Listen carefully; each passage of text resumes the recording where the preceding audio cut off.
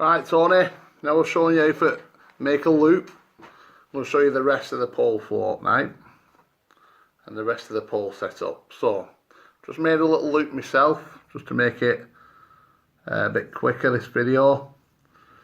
I'll attach the pole float, and the pole float, make sure it's facing, the top end is facing the loop, otherwise you'll be ending up putting it on the wrong road round, which is no good for anyone.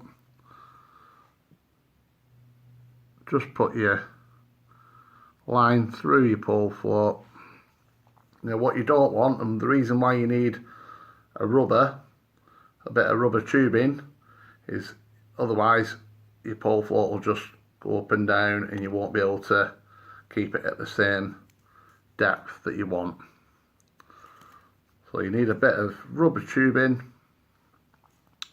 You can get them from like Dave's Aquarium or Adlington Fishing Centre, somewhere like that. Put the line through the rubber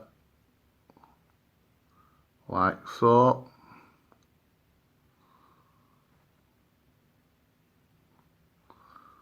Okay, and then attach that to the end of your pole float,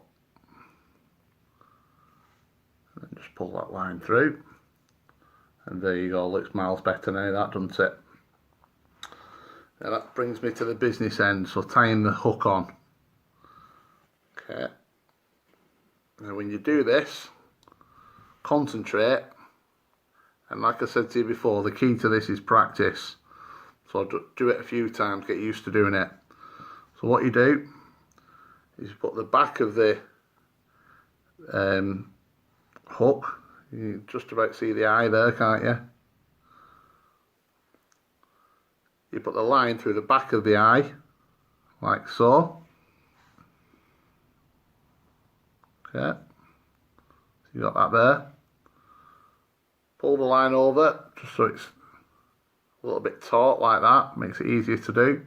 Then all you're literally doing is you're just making a little loop. You see that little loop at the bottom of the hook?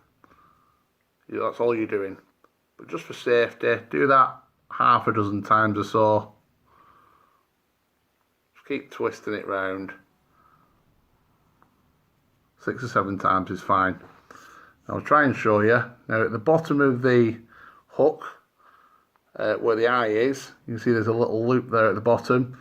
What you want to do is then put the line back through that, not through the eye of the hook, but just through the hole beneath it, like so.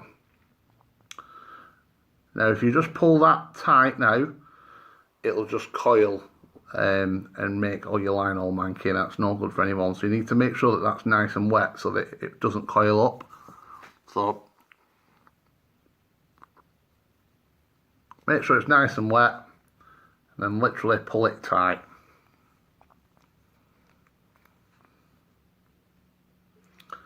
Now you can see at the back of the hook now, that line is beginning to tighten up, but it's not quite right, that is it. So the easiest way to do it is just to hold the hook,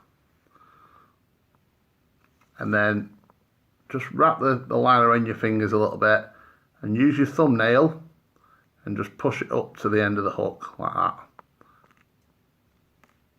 And you can see that's much tidier. Now because you've wet it, this bit of the line here, it's not all coiled up, it's perfect. It's exactly how it should be. Now what you just need to do finally is just cut that excess line off here.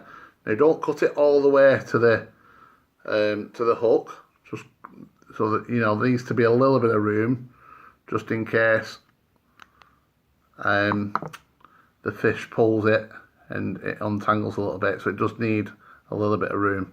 But there you go. Hopefully that shows it how to do it.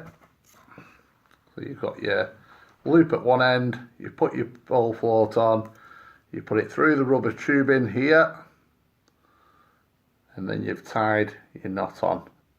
Sorry, you've tied your hook there. Job done. Thanks very much. Come again.